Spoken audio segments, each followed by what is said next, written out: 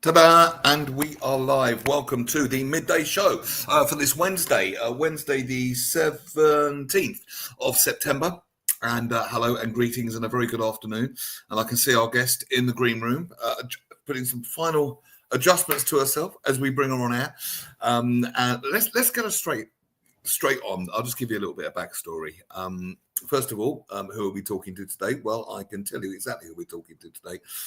We are talking to the lovely Alice Dartnell, and there's a tiny URL up there, which is a link she provided me for this show. And I've made it a little bit simpler because it's a nightmare typing it all in, so I made it as simple as I can. In fact, you don't even need the www bit, so I'm going to take that off, make it even simpler. There we go. I do all my own production live. You can tell this is live. There we go. That will all become clear as the show unfolds. So it's not unknown on the Midday Show. We talk about well-being, and a subject that is talked about an awful lot now is autism, ADHD. So we had a wonderful guest a couple of weeks ago, and we've got another one coming up now. Let's bring her on. Hello to the lovely Alice Dartnell. Hello, Alice. How are you? Hello. I'm good. Thank you. Thanks so much for having me. I'm really excited. It's really lovely to have you here. We've got a whole hour to dig into this. So tell me about yourself in a moment. I was actually filling out an ADHD test because the people close to me have convinced me that I'm ADHD. And I came in about 4 points under the threshold. So I've got bits of it, if not all of it. But I do understand that it's a spectrum.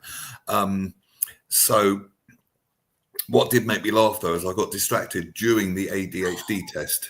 I was doing the test, and I was like, "Oh, shiny thing! What was I doing?" Oh, yeah. Then I burst out laughing because the irony wasn't lost on me. So tell me all about you, Alice. First of all, welcome to the Midday Show. Tell us all about you. Oh, thank you so much for having me. So, my name's Alice. I actually am a time management and energy management coach, which is quite hilarious when you realise that I've just been diagnosed with ADHD, and the irony is not lost on me. Yes, the irony's there, right? And but it all now makes sense. You know, when you can't. I think it was Steve Jobs. He said you can't connect the dots going forward, only going back. And now I'm like, that makes sense. That makes sense. Like, it's why my tactics around time management work? Because particularly if you spent a lot of your life thinking there's something wrong with you, and then suddenly it's like, oh, it's not just me. Oh, this is really common. Oh, it can be treated. And even that is a relief, I think, if that applies to you. I don't know if you thought that, but oh my God, yeah, absolutely. My recent diagnosis has made me absolutely change the way that I look at myself in a positive way, where I don't feel, and this might sound a bit dramatic to people, but I grew up feeling broken, like there was something wrong with me. I wasn't right. I wasn't normal. I didn't fit in. And when you grow up with that feeling, it really affects you. And I think it was a big contributor to some of my issues around my depression and my eating disorder growing up. And to then feel like there's a reason for something, it doesn't make the pain go away, but it makes it, okay, it's not me. I'm not a bad person. I'm not broken. And you're not alone. And I'm not alone. And that for me has been huge over the last sort of. It is. I mean, the nature of any psychological disorders, use the word disorder, it is isolating. You feel that you're the only one. And when you find out you're not, and not only that, there's nothing really wrong with you, and it's understood and it's treatable, and you're not the insert whatever in a critic terms put in that you thought you were, it's a hell of a relief. And it's also a great starting point for any kind of, if you like, healing or managing it, because it's very hard to do from a place of fighting it. It's much easier to do from a place of self-acceptance, self-love. Yeah, absolutely. Tell me more. Yeah, so I'm really passionate. I'm a bit of a super geek. I'm not going to lie, Neil, when it comes to time and energy management, because I burnt out in 2019. Again, piecing the dots, going backwards. I'm like, that makes so much sense with the ADHD. But, you don't know these things until they happen, right? But my 2019 burnout was like the turning point for me, where I was like, oh my God, time management isn't actually about managing time. It's about managing me, mindset, my energy. So then I started to change my approach and go away from the traditional time management and to what I now call energy-led time management. Interesting. Changer. It's been an absolute game changer, Neil, which is why now I'm like, got to share it with the world, got to help people with this. So now in my business, that's exactly what I do. I help people. Good time, actually, just to explain the tiny URL on the screen, because I've had a look at the page. It's lovely. It's a free download from you. And it's tinyurl.com, Alice ADHD. So if people type that in and download it, what will they receive? Oh, okay. So I wanted to put something together that was really practical, really useful, but quick. You're busy guys. You ain't got hours to spend like scouring stuff. So this is I call it the productivity playbook, and this is especially good for if you've got ADHD, because I'm going to go into 10 hacks that are going to help you with your productivity, even if you've got ADHD. And also there's a little section at the end to personalize the tips, because we've all done it before, haven't we? Where we've gone, oh, that was useful tips. And then we've not been able to do anything with said tips. So I've made... Yes, known colloquially as the self-help movement. Yeah. Oh my God, that used to be me. Yeah, for sure. Me too. Did you read loads of self-help books and not apply any of it? Yep, absolutely. Yeah. So yeah, we're all about making it really, really practical. I'm a big believer in that. Information, knowledge is power. Yeah, only if you apply it, right? So yeah, in the playbook, obviously I'm going to give you some great tips, but I'm also going to there's some reflection questions for you to see how you can make it work for you as well. So super practical. Do you want to share some of these hacks without giving away the farm? Oh, go on then. So one of my first hacks is to, like I said, it's not about time, it's about energy, and to think about your energy management rather than just your time management. Because sometimes, let's be honest, this was me all over. I'll be running sometimes around. we get the time, we haven't got the energy. Hither and thither all over the place trying to do 10 things at once. Because of that, I wasn't doing any of them particularly well. I was falling asleep during the day. I go on day trips with my friends and then fall asleep in the car. I mean, I was my friends saying it would be nice if you were awake, and I'm like, I'm just so tired. And then came the burnout in 2020, just a year after you. Yeah. And that's what I'm really like big on, because sometimes you've got the time, but you haven't got the energy, or vice versa. So actually, when we look at time management, or we look at like planning and scheduling and task management, to do this, we're just assuming that every hour is the same. You know, we're just assuming that, we schedule almost like a timetable, like we're a train, it's like we're doing this at 8, this at 9, this at 10. It's clunky at best. And it doesn't work for us. So what I want people to do is start looking at their time, but as energy. So if you're a morning person, sweet, rock with that, do all your high creative tasks first thing in the morning. But if you're not, like a lot of my clients are like, oh, I need a slow morning, I need to warm up, like I don't get going till about 11. Well, don't force yourself to do high energy tasks at 8 a.m. or do this 5 a.m. miracle morning. If it doesn't work for you, like go with your energy, not against it. So that is definitely the first thing that I want people to change, and that gets covered in the ADHD productivity playbook. Another hack is to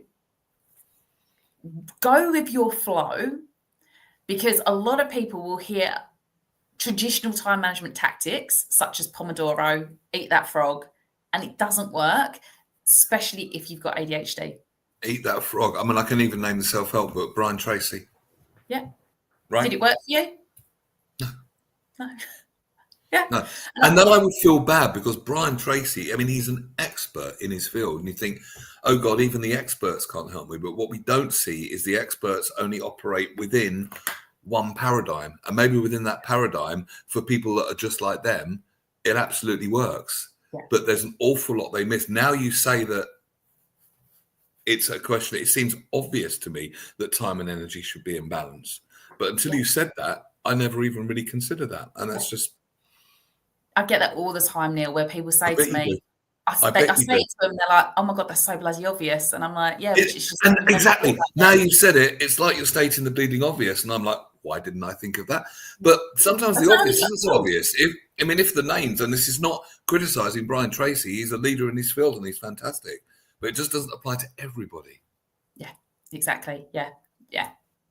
And I think as well, the more I go on my ADHD journey and work with ADHD clients, I'm not an ADHD coach, by the way. It's just because I work with a lot of business women. I think there is, and I specialize in time management. I attract a lot of ADHDers, and they're like, the traditional ways didn't work, and actually approaching things with their energy, and especially as well, like us ADHDers, we can sometimes hyper focus on something, and traditional time management will say that's wrong. You need to take a break every 25 minutes.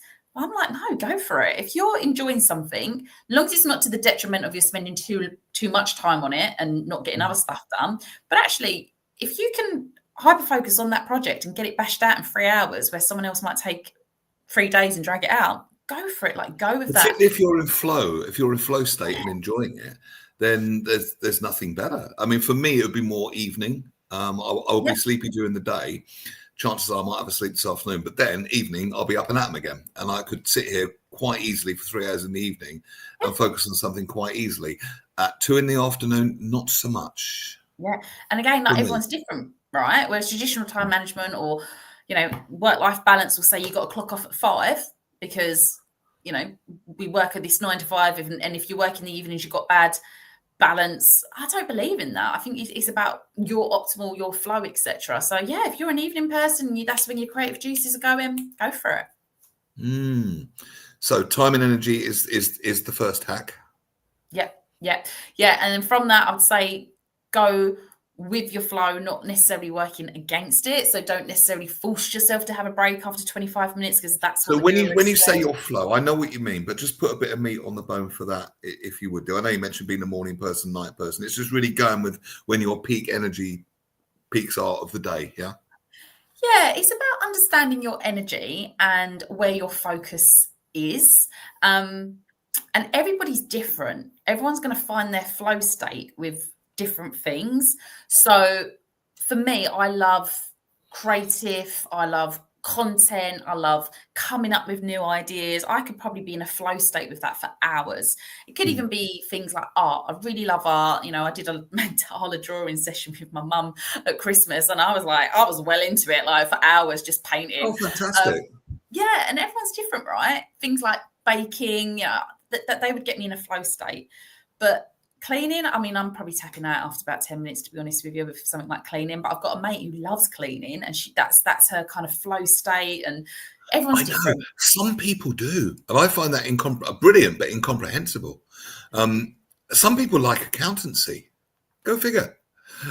I'm in that camp as well, of like, numbers, but I'll be tapping out after 15 minutes on that. But it's about understanding what your preferences are, what you like, and going with that flow, going with that rhythm, going, like you say, the energy peaks and troughs, really tapping into that to optimize your productivity rather than forcing it. For me, energy management is about fueling your productivity in a positive way rather than forcing it in a kind of toxic and in a way that works for you, bespoke personally for you. And this is what the majority, I think, of the self-help movement leaves out. You can you can never write, for example, the perfect book on parenting, because all kids are different. That might work for some if they're in a similar or identical, it would never be identical, similar situation to you, but you can't apply to all. And that's the danger when the big gurus are saying things that you just can't, and it feels unachievable, unapproachable, doesn't it? God, you've got to make it work for you. So that I kind of digged the miracle morning, but if that works. I read that as well. I tried it one morning. I looked at the clock. I raised my head off the pillow. It's 5 o'clock. It's time for my miracle. Sod that. If it works for you, great, crack on. But for the majority of people, it doesn't, because it's not bespoke and it doesn't fit in with their crazy busy life with work, kids, or whatever. So I'm like, right, we'll do your miracle morning, but it doesn't have to be an hour long at 5 a.m. Like, do what works for you. I've got a really good question for you. I'm just going to pop a comment on the screen from Dave A. Sleet, who's doing amazing things in the psychological world. And by the way, Dave, while you're listening, I saw something about alpha wave therapy at your clinic. Is that something to do with you? Because I would definitely get you back on to talk about that. That's really interesting stuff. But Dave A. Sleet says, love this conversation is happening, especially as APA, that's his organisation, will be accrediting the UK's largest neurodiversity awareness programme, going to every school in the UK. Amazing. That is amazing, taking it Yeah. into the classroom because that classroom is another place where you can pick up things, because if people were dyslexic or even wrote with their left hand back in the day, they were punished for that and made to feel that they were wrong. And that's just complete BS. It's just absolutely BS, isn't it? So take us through an average day of what your life used to be like compared to what it's like now after your awakening, shall we say? Oh my God. It's unrecognizable, to be honest. So I used to work in corporate, like a lot of people. I would try and do that miracle morning 5 a.m. thing. Realised I'm not a morning person though. I'm a night owl. So I would be going to bed at like midnight, but trying to force myself up at 5, 6 a.m. because that's what like successful people do. Hit snooze God knows how many times because obviously I haven't had enough sleep. And then because I thought it was good time management, I would try and rush my morning but still do all the right things. So I'd be on the Northern Line in London, commuting into central London, and I'd be trying to eat my overnight oats, listening to a personal development book, doing my affirmations, journaling, put my makeup on. Like it was just mental. And then by the every time day in every way, I get better and better. and then by the time I get to the office, I would be cutting it fine because I wouldn't dare be early because that's a waste of time. I'd be cutting it fine getting into the office. But I'm already now in a state of fight or flight. I'm already, do you know what I mean? My nervous system is already like, and shocked because I've just been rushing around for the last couple of hours.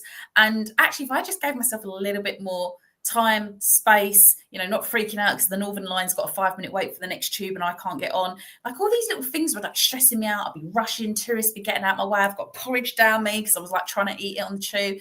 So this expert advice was the complete opposite of what you needed. It was detrimental to me. You needed. Yeah. And actually, I think things like that were a contributor to the burnout. So then obviously I go into my job and I wouldn't say I had a particularly stressful job, but it was very regimented to time management, 9 a.m. meeting, 10 a.m. this, 11 this, 12 o'clock. Did you like the corporate world out of interest? Did you like the corporate world? Yes and no. I always had this feeling since I was about 15, don't ask me why, that I was going to have my own business. So for me, corporate was always a short-term 10-year max thing that I was going to do. Yeah. Now, life never goes how you want, right? So in my head, I was going to do corporate for 10 years, work my way up to director or CEO. I kind of went quite quick up the ranks. So I was like, within 10 years, I'll be 35, CEO, director kind of level, great pay, and then I'm going to move into having my own business. That's kind of how I thought it was going to go, but it didn't. Right. So I wouldn't say I hated corporate because I actually did quite well, but now I compare that life to this life and the freedom and the flexibility and the fun, and I actually enjoy what I do. Like I don't wake up on a Monday going, you never mentioned the word fun in any of that last one. Yeah. And so it wasn't like I had a terrible job. I didn't wake up going, oh God, I hate my career or anything like that. But I didn't have that sense of satisfaction and fun and joy and meeting cool people and doing it's not stuff. It's not the same. It's one of those that looks great on paper. Yeah. So sometimes it takes the extreme to break us out of it, because perhaps if you hadn't have burnt out, maybe you'd just been there'd been just this little nag which you couldn't quite put your finger on. It was just bugging you, but you might never have done anything about it. And 20 years you're still doing the same thing and it's still nagging away. And maybe the universe knocked a bit harder, shall we say? Yeah. Do you know what? I think you're right, because I thought I was great at time management, and I was, but I wasn't good at energy management. So the what I was doing was burning myself out, and there had to come a point where I bankrupted myself. And that came in 2019. And had it not, I think I would still be living this like low level perpetual stress of, I was always anxious. I was always overwhelmed. I was always like, I would explode at any minute because I was. And you can't quite put your finger on why, because on paper, everything's perfect and you're doing everything the experts tell you, right? Absolutely. Yeah. Yeah. And I've got this color-coded schedule. I know exactly. I've accounted for every hour of my day in my corporate life, and bang on 5, I leave the office because, that's good work-life balance. But then I'm going into like a busy evening of like, I've got to do work drinks, got to socialise, got to say yes to this. Oh, I've got to be on a charity board because, got to like give back to the community. Or I've got to go to the gym 5 times a week because, you know, that's what you've got to do for a healthy body. And this is what people do, and people sometimes develop, and it's innocent. And I'm not saying you did this, but maybe you did. I don't know. But sometimes people develop unhealthy habits, like they have a couple of drinks, maybe more than they should, in the evening to relax, which then makes you more tired the next morning. I'm certainly guilty of that. I'm not saying you were, but yeah, 100%. pick your poison. I was. Yeah, absolutely. Yeah, pick your poison. So take us through an average day in the life of the new Phoenix risen from the ashes. The reformed. Yeah. So now, like, no 2 days ever look the same for me now. And I think that's a really important thing to begin with, because I've worked with hundreds of people. I've never met anybody that can have a strict routine of where they're doing the same thing at the same time every single day, even if they're in a corporate 9 to 5 or, you know, got the school runs, because life, you know, like things happen, you know, things pop up, the unexpected, the good stuff. So, you know, my life now, no 2 days look the same. Like today, I've got the pleasure of speaking to you. Tomorrow, BizFest have approached me to be at their business festival. It's like, oh my God, you know, my Wednesday and Thursday look so different. And that's just 2 days out this week.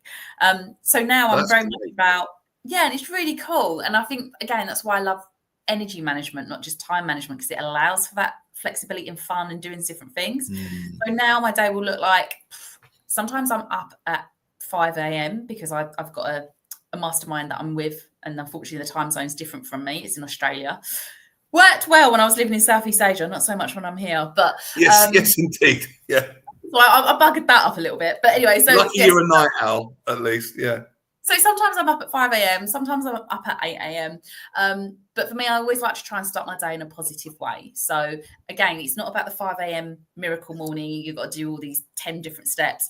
For me, it's just like, right, what do I need today? Sometimes it's a walk. Sometimes the weather's so diabolical, I'm like, stop the walk. We'll just stay in and do a 10-minute meditation. Like it changes. But I always start my day in a positive way, like healthy way as well, like with a good breakfast. And because I always plan my week out in advance and my days out in advance to my energy, obviously, not my time. I'm really clear on like what I want the day to bring and what's coming up. And I feel like very organized with it, but I'm also flexible with it so that I can get myself into a flow state, so that I can lean into the energy. So for example, you know, if I am for whatever reason not feeling it, maybe I've had a bad night's sleep, maybe it's the moon, like something has like disrupted my energy, then I'm not going to force myself to that thing that I said that I was going to do just because it was planned in. Because the very nature of flow state, anything to do with NLP, which a lot of us have studied, it's all about flexibility. And if you make it rigid, it just won't work. You can't force flow. It's an oxymoron. You can't do it. Absolutely. And again, so I apply this now to everything in my life. I'm really into my health and my well-being. So absolutely, you know, I'm the type of girl that's got Tupperware in the fridge because I like to meal prep and I like to work out 5 times a week. But do you know what? Sometimes it's just a bit of yoga because I'm absolutely knackered. And other times something's rolled me up and I need to go to the gym and lift something heavy, you know. But it's, again, working with your energies. It's if you've had a really bad night's sleep, maybe getting up and pounding the gym on a spin class or something isn't the right thing for you. No. You want to go for a walk to energize yourself instead. Still classes as movement, still classes as exercise. So it's, again, like I have these things that I want to achieve in the week, these goals or these, like, you know, BAU things, like go to the gym 5 times a week or something, but I'm also super flexible, so it fits with my energy. Yeah, let's just be clear here. No one's saying don't have goals. No one's saying don't have aspirations. Absolutely not. It's not a question of laying there and doing nothing. Quite the opposite. Although relaxation is productive, as is pleasure, as is happiness, so the science now says. So yes. So I'm really big on that as well, actually. I always say to my clients, like, make sure you plan in your downtime. And it sounds crazy because you think, why do I need to plan in downtime? Like, why, you know, you're planning your meetings, you're planning your projects and stuff, but no one ever plans their downtime in. But in honesty, and I've noticed, especially with like women clients, we're really bad at looking after ourselves, and we're really bad at self-care, and we're really bad at not feeling guilty for taking time but without off. without self-care, you have nothing to give. It's that old adage, isn't it? You know, put your own oxygen mask on first, and then pick your favourite child. Yeah.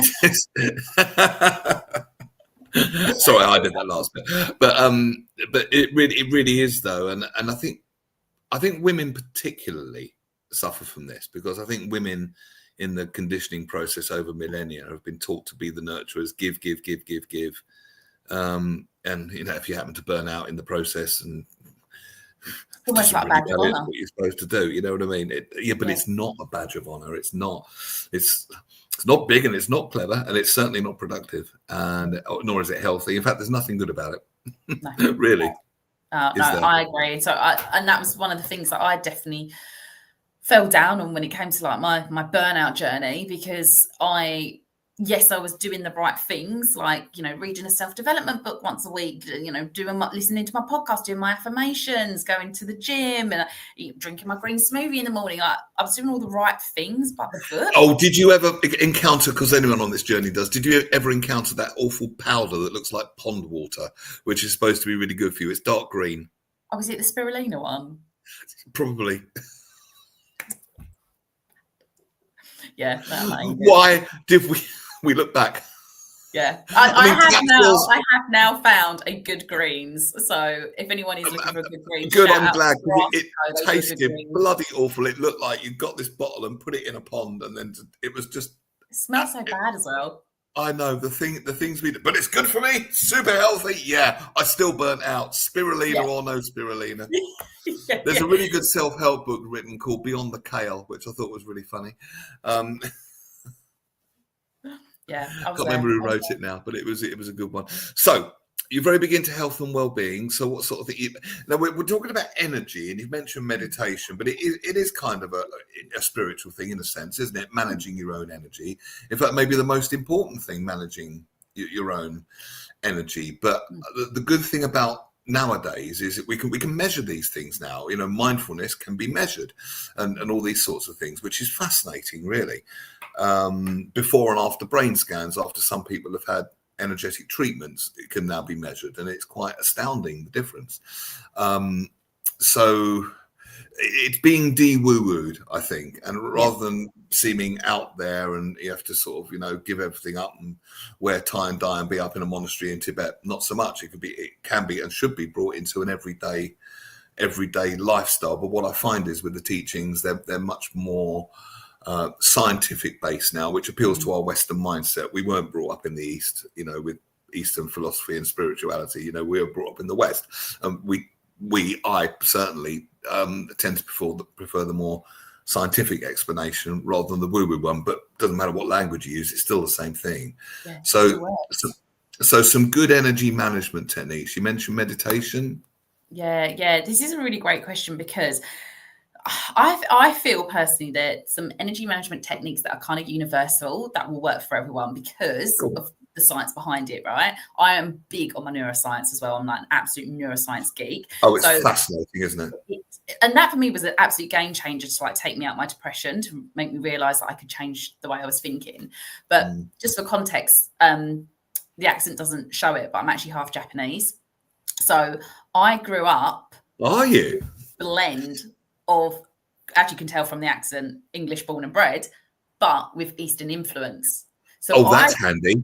Grew up with a very interesting hybrid of mum feng shui in the house, getting her crystals out, and me not understanding why there was a red coin by the door, and you know, her meditating. I'm thinking, oh my gosh, she's so weird, and I'm born in '86, so back then, without sounding too old, it wasn't mainstream. Things like meditation and affirmation cards, vision boards. People just thought I was weird, and my family were weird.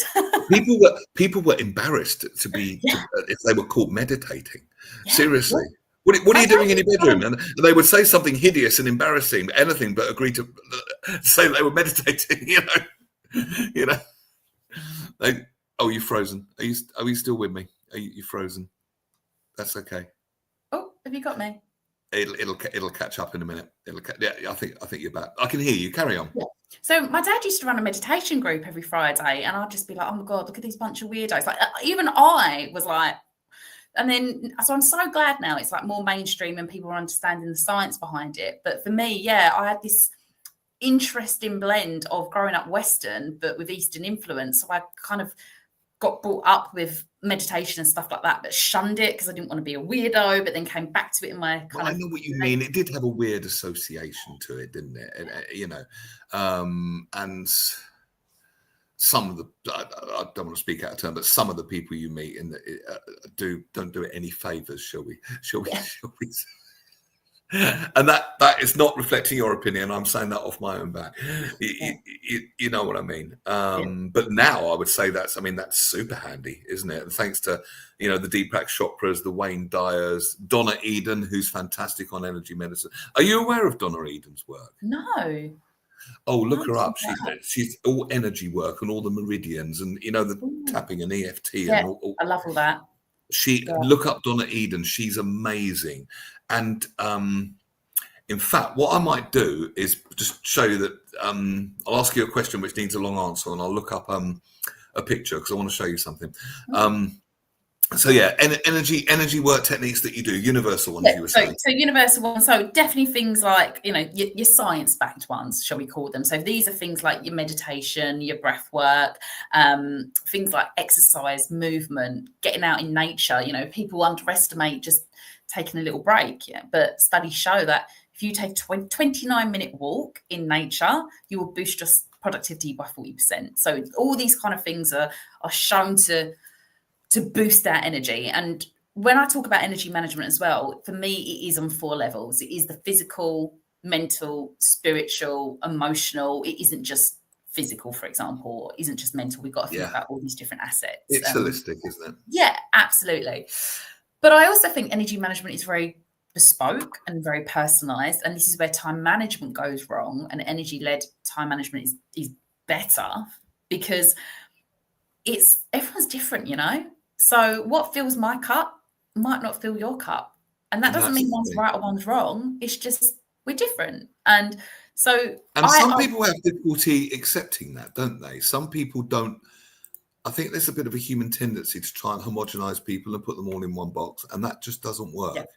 And some people almost feel threatened if you're different to them, which is and I think maybe that's where some of the self-help books go wrong, is because they are trying to pigeonhole everyone, going like, this is what you have to do in this order, right, step by step, rather than raising your awareness. I give my clients suggestions, but I don't say this is what you have to do. It's about making it work for you. So, I love going to the gym and lifting something heavy. I love doing kickboxing. I'm not doing cardio though. Don't get me on a run. Whereas other people are like, oh no, a run. Got to go on my run, clear my mind. Well, if that works for you, crack on, love. Everyone's different. So I think there are universal energy fillers, but I also do think it is very personal to you. And that's very much on the physical level, isn't it? Lifting heavy weights. Let's go through the levels. So physical, mental, emotional, spiritual. Let me just quickly show you this lady. That's Donna Eden. Okay. All right. The first thing you notice about her is when you see her live and doing her workshop, she is vibrantly filled with joy. She's probably one of the most joyful people. It just exudes out of her every pore. How old do you think she is? Oh, no idea. 50 something, 55? Terrible ages. She's in her 80s. No way. Oh my God. Wow. Take another look. That's insane. Well, clearly the spiritual energy works. It's good for you.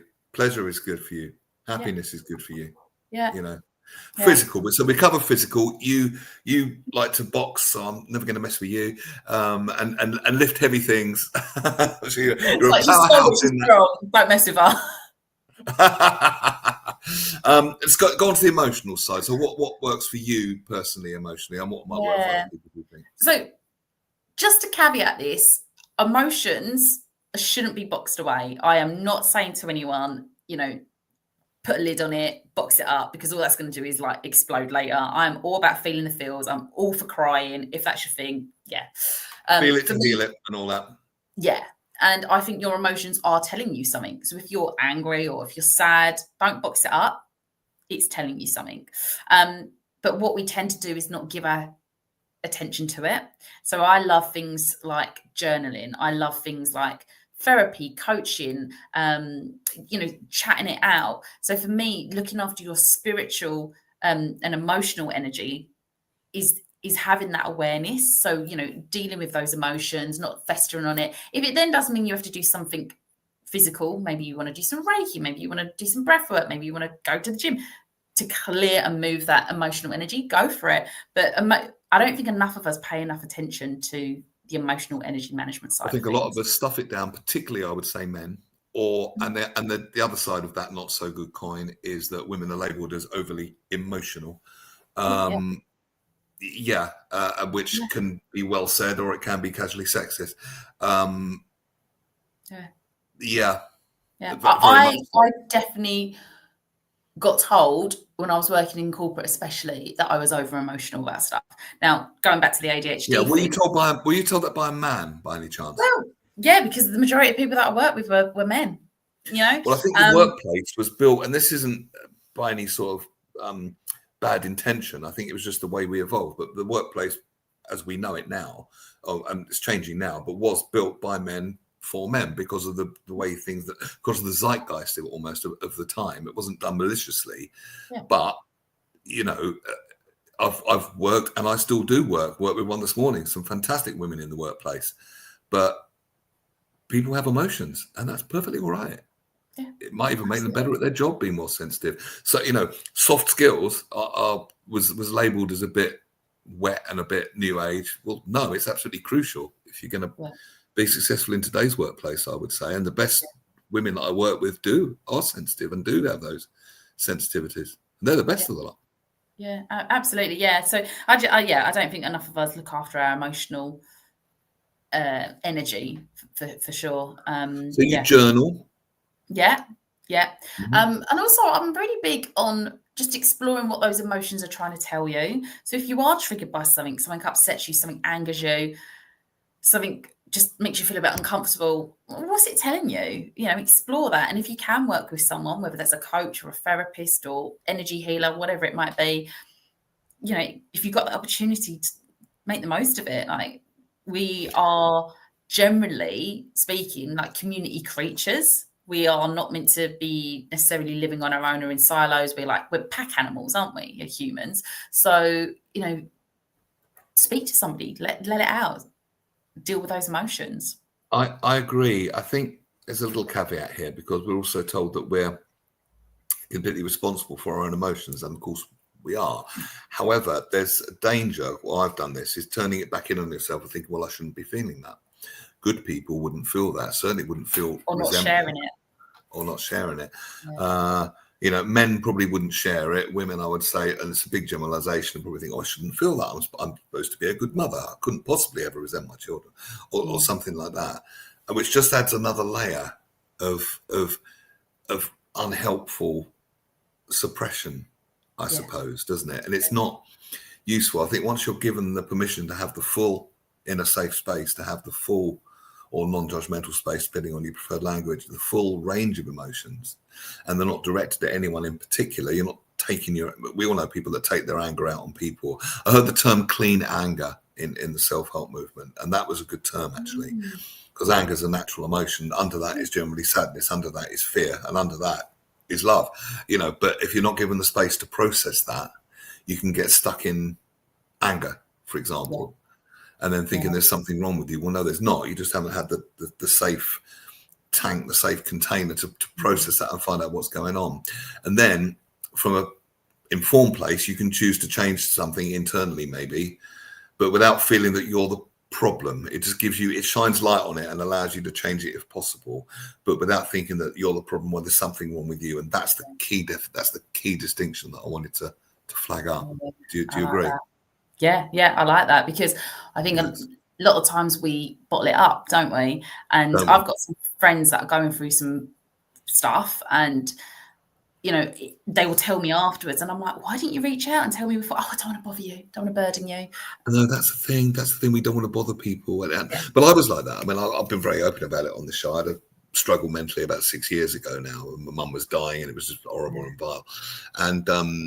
And I thought I was going mad. And the people, the best people closest to me, just gave me the permission to be human and made it allowable to have those feelings. And that was such a relief in and of itself.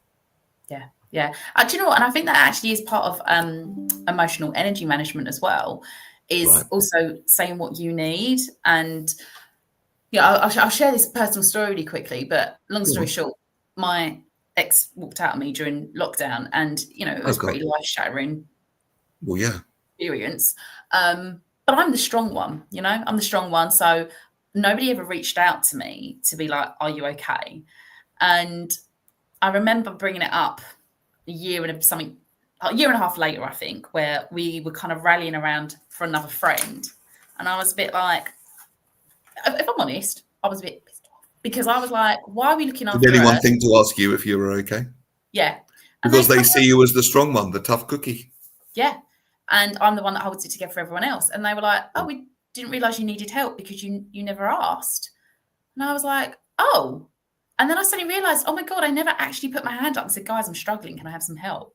And from that day, I was like, right, there's no winners in locking up the emotions and trying to put on a brave face. Like, you do not win from that.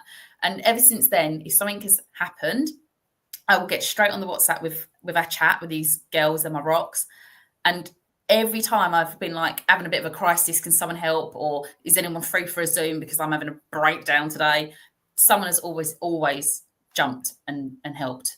And I was talking to someone. I was talking to a close friend today that I work with, and it's just the importance of knowing that there's probably a small group of people that do have your back no matter what. Yeah, but you have to ask, and that was the big learning for me, for my own emotional growth and energy management around it, was people aren't psychic. So if you don't actually say, could you help me? I'm struggling. They're not going to know. And they probably would do. Most people want to help. It's not like they didn't want it. They just didn't realise. Yeah, exactly. The majority, I mean, you get the odd idiot on a power trip, but generally speaking, most people just want to help. But you're right, you do have to ask. Let's get that message out there loud and clear. Alice and Neil, say ask. Always ask.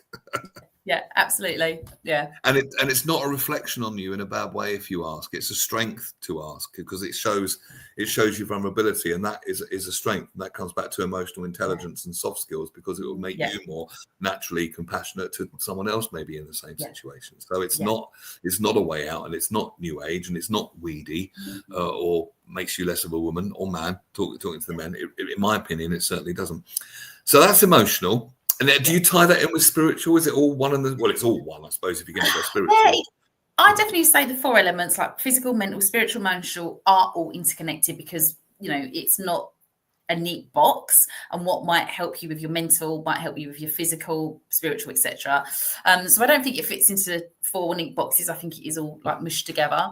But for me, spiritual doesn't necessarily mean religious. I personally not at all. I don't have a religion, but I am very what I would call woo. I love anything to do with moon energies and crystals and tarot, and I like to sage my house because I don't want bad energies. But it doesn't really matter what the process is. It's just doing. I think religion for you would be like cutting the person to fit the cloth, because we've talked all about flexibility, and some religions are so strict. Can't do this, can't do that, and it just doesn't work. And I know many people, not just yourself. I love that phrase. It's a Sufism, and it's don't cut the person to fit the cloth. Yeah, absolutely. Everything. Religion or spirituality is there to help you, not to put you in yet another box. And then, of course, there's the guilt factor with some religions. So I'm really, and I'm with you. I'm not quite as woo-woo as you. I don't sage. Maybe I should, but I do love the meditations. Nice. It smells nice. I'm a nosmic. I can't smell or taste, so you could sage all the time in my house, and I wouldn't know you'd done it. You're just like, the energy's shifting. I'm feeling some good vibes, and I don't know why. Exactly. So various practices like that, and energetic practices, let's call them, saging and all that, and yeah. Do you still feng shui? Did you bring that from the 80s forward? Do you know what? I'm terrible at it. And I think because I'm a digital nomad and I float around everywhere, I don't actually have my own home. So I just have to kind of fit into the environment that I'm in and just do my best to make it feel comfortable for me. Right. So at the moment, this is not my home, but I'm here temporarily and I've got a few bits with me that just make it feel like my space. So I've got like my little flowers and my candles and a little bit of greenery and like, you know, something to burn my saging. And as long as I've got a little bit of what I need, like that's good enough for me. So yes, in an ideal world, I'd like to feng shui everywhere. But again, it's about being practical, isn't it? It's not practical for me to do that in a house that isn't mine. So yes, I invited her around. She saged every room. always rocking up with a bit of her own sage. Yeah. But yeah, so I would like to do more of that. But I do think for everyone, the environment, regardless if you understand feng shui and energies or whatever, you generally know. You walk into a room, whether that's your house or not, and you either feel comfortable or you don't. You either feel inspired or productive or whatever, you know. You don't necessarily need to know the ins and outs of feng shui. Since I did NLP, I became a lot more sensitive to energy. I could walk past someone and feel their energy. You can, can't you? Yeah, without a doubt, you get a shot. Oh, they're not in a good mood today. You know what I mean? Or almost this information about them. I could always pick up, not in a weird psychic way, but I just sort of get the cut of their jib or their vibe, if you know what I mean. So I have to be in a relaxed state to do it. But it is possible. The majority of us can do that. We just probably have like lost our ability to tap into that because we are obviously always on the go. Like when I think back to my corporate ways where I was, you know, eating my porridge, listening to my meditation, blah, blah, blah, you know, on the Northern Line, I was always in that state of like, So no, I couldn't tap into feeling around me because I was in that state of like, anxiety. Actually, a really good time to put this because I saw Dave Aisley. He runs the Wanstead Mental Health Clinic, and I saw. I've still got the page open in another tab. Alpha wave therapy, because what you're talking about is beta state, that stress state, and I couldn't do any of that energy feeling stuff when I'm in beta state. In alpha state, however, which is only one away from beta. It's not like the deepest ones like delta and theta or even gamma, which is super focused. Alpha wave is only one away. And this intrigues me. I'm very, I tell you what, Dave, I would like to book you at some point for you to come back on the show and tell us all about this if you'd like to come on, because I'd be absolutely intrigued by that. So yeah, alpha wave. And if we can enter those states at will, which I suppose is what they would teach us on that little seminar. Fascinating. Yeah. So mentally, let's just do mentally. What helps you mentally? Do you do affirmations? I personally do. I do try to get myself into a positive mental state first thing in the morning. And for me, that's thinking about like identity, not just mindset. And I'm very big on like identity-led actions. And I do think you have to do what you can to try and create your own positivity, especially if you've got like lots of things going on or you've maybe got some stresses in your life. And I think old Alice was a victim to her external circumstances and situations. So I was very victim mindset. I blamed other people and I could only be happy if this certain thing happened.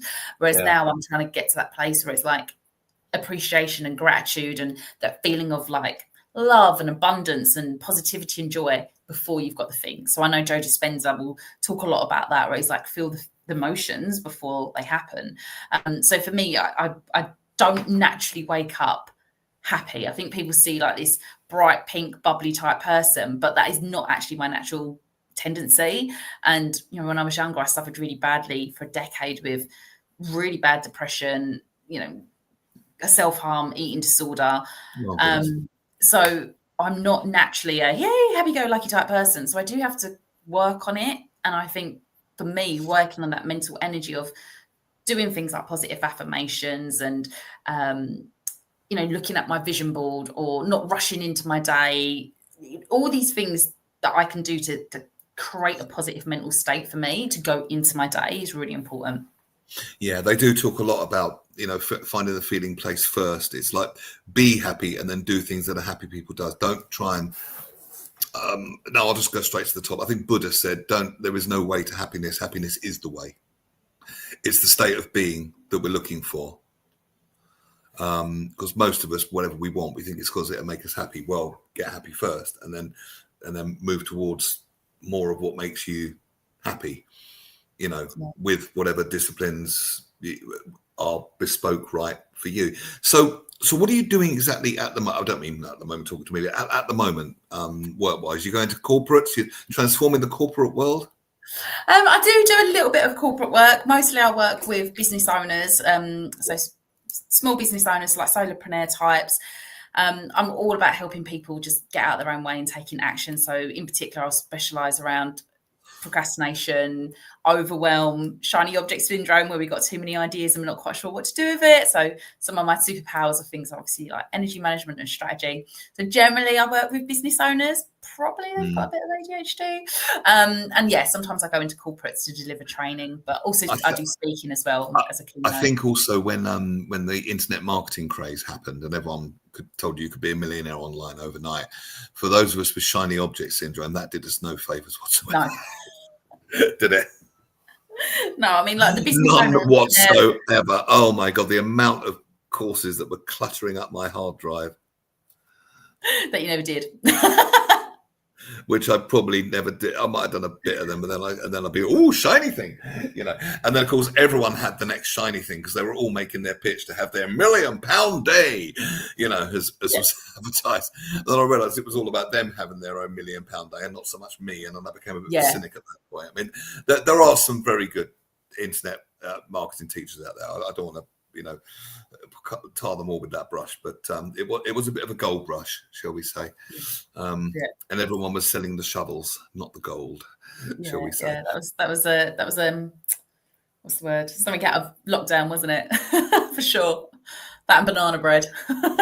Banana bread. Oh no, I'm very good at banana bread. I mix in raspberries or blueberries with it, and it makes a delicious banana bread. I'm a fan of chopped dates in a banana bread as well. Oh, I'm not so sure on the chopped dates. No, but raspberries, yeah. Follow me for more food tips. So, well, and what's next for you? I have to ask. What's next on the vision board? What are you going to manifest next, Alice Darnell? Yeah, so I've just recently launched my YouTube channel, which I'm really excited about. We just hit 100 subscribers as of today, so that's quite good because we launched a couple of weeks ago. So really excited about that because I know so many. So people go to YouTube and type in Alice Dartnell? Yeah, just type in my name, Alice Dartnell, and I will be there. You'll see me in pink. Come give me a like and a subscribe.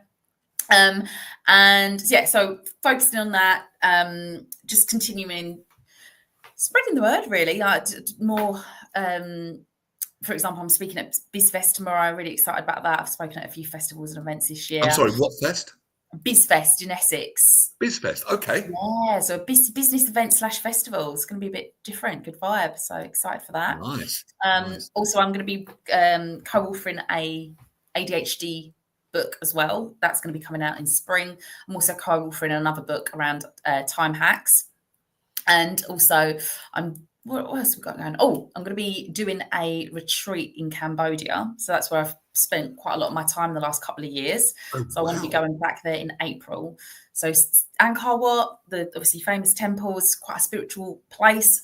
So I'm going to be teaming up with somebody around energy management. I'm going to do the strategic strategy, practical side, and then she's going to be bringing the spiritual side with the sound. And that's great because there's some amazing collaborations to be had when you're on this path, isn't there? You do, like you mentioned earlier, you do meet the most fascinating people, and it's like, those two skills fit together very nicely, complementary. Yeah. So some really exciting things coming up over the next 6 months, I think, and hopefully a little bit more travel. So yeah, because that's I just can't help that. So where do you love to go the most? Cambodia, one of your favourites? Cambodia's a bit of a weird one for me because it's actually where my parents mostly live. So I've been to and fro from Cambodia the last 15 years. And then it's just such a ball ache to get there because it's so far. So generally when I'm heading that part of the world, I'll try and stop off somewhere else like Thailand, Bali, Sri Lanka. How long is the flight from London to Cambodia? Oh, ridiculous, because you can't fly direct. So I'll have to go via Bangkok or Singapore and then transfer, and then you've got to get a taxi. It's at least a 24 to 36, maybe 48-hour journey. Wow. Yeah. And what's it like there? What's life like in Cambodia? If anyone knows Thailand, I would say Cambodia is like Thailand, but 30 years ago or 25 years ago. It's Right. not as Thailand's developed quite quick, whereas Cambodia hasn't. So it's still got the proper third world charm that these countries maybe used to have, but don't have anymore. Yeah, it's a very, very different way of life. Yeah. And the people seem to like the way of life out there. Do you think modernization wouldn't suit them? Do you know what? Cambodia is becoming more modern. Like the place that I was in when I first got there 2 years ago, there was not even a shop. And by the time I left, there was pavements and Starbucks within 2 years. And they seem to be taking to it. But it does worry me, actually, that we can westernize places too quick, because I'm all for convenience. I'm all for pavements I could go with. Starbucks, maybe not so sure. I don't want them to. I would hate for cultures and countries to lose their identity and their charm and their culture and their food. You know what I mean? Because they've been too westernized. And I think I know what you mean. as well, when Westerners travel to these parts of the world, you want to see the real country. Otherwise, you might as well just go to Spain. And find a bar that says English spoken here, you know. Yeah, probably Irish themed bar called O'Flaherty's that serves Guinness. You know, what's the point? Yeah, you know, Guinness in a full fry up. Yeah, exactly. Tips, you know. Yeah. Alice, it's been lovely talking to you. Thank you so much for spending time with us today. Oh, thank you so much for having me. It's been lovely. We've been chatting a lot on Facebook, and you've put this webpage together, so I really want to give this another plug. tinyurl.com/Alice ADHD. tinyurl.com/Alice ADHD, and it's a lovely website that you've done up. It looks really, really nice, and it's a free download as well. And then you can keep in touch with people with more tips. Also, if you go to YouTube, type in Alice Dartnell, and you'll find Alice's YouTube channel, which is, congratulations, has hit the landmark of 100 subscribers. Yeah, so very nice. Yeah. Good and luck just on the ADHD playbook, that you've mentioned there as well. I'm running a competition at the moment online on my socials. Anyone that downloads it gets entered into a prize draw, and the prize draw is going to be done on Sunday, 12 p.m. UK time. So if you've download it before then, obviously it's available afterwards, but if you download it before then, you'll get automatically entered. And what can people win, Alice? They're going to win a free coaching session with me. Very nice indeed. And you clearly know your stuff, so a very worthwhile thing to have. It's been lovely talking to you. What I'll do, if you like, I'll send the footage of this over, and feel free to use it for any shameless marketing purposes. Slice it, dice it, or just delete it forever from your inbox. Whatever you prefer, but no restrictions on using it to market what you do, because I think we've covered a lot of important stuff in an hour. I think we've given, hopefully, and maybe if you're watching the replay of this, people permission to not feel like they're the black sheep, not feel that they're the bête noire, that there isn't really anything wrong with them, and there are workable, easy solutions that actually fit in with your lifestyle, rather than trying to put a square peg into a round hole. So that's nice. Absolutely, yeah. Thank you so much for having me. It's been a blast. It's been really good fun. And when you release your books, hit me up on the socials, and we'll get you back on perhaps a week before release to give it a plug. So keep in touch. Yeah, promise. Yeah, absolutely. Take care. Lovely talking to you, Alice. Take care. Bye-bye. What an absolutely brilliant show. What a lovely guest. Alice Dartnell, ladies and gentlemen. Thank you very much indeed. Dave, I'm going to be in touch with you. You sent me the beta wave breakdown on Messenger, which fascinates me. I will be in touch to get you back on talking about the seminar. Let me just check the date of it. I've got the tab open here. Thursday, September the 25th. That is next Thursday, is it not? Let's have a quick cheeky look. You can tell I'm live. I wonder. I'll tell you what I'm going to do. I would like to maybe get you on Monday if we could. I'll have to see if Russ has got a guest. because it's Russ's Baby Monday. But if not, I really would like to get you on to hear about this because it's fascinating. And if not, I do have a guest next Wednesday, but she's been on before, and it's really just to relaunch her book or to launch her books when her book's coming out. So I don't know if we need a whole hour for that. So maybe I can get you on next Wednesday, but I'll keep in touch. Friday, though, coming a bit sooner, I can tell you that Russ and the gang will be back. Phil Dave, the king of the cravat, is going to be here, of course, with Russ Kane, and Jonathan Baz, theatre critic, and Chantal Rickards, the screen queen, who last time I heard she was in a very posh place at a very posh event, and we may, I don't know if she's still there, but we may even have a live report from there, which would be super exciting, and it all fits in with her great things to watch on Netflix and TV brand. So make sure you tune in Friday for the Midday Show. But in the meantime, on this Wednesday, I'll bid you a very good afternoon. Don't do anything I wouldn't. Be nice to each other, and take care. Good afternoon.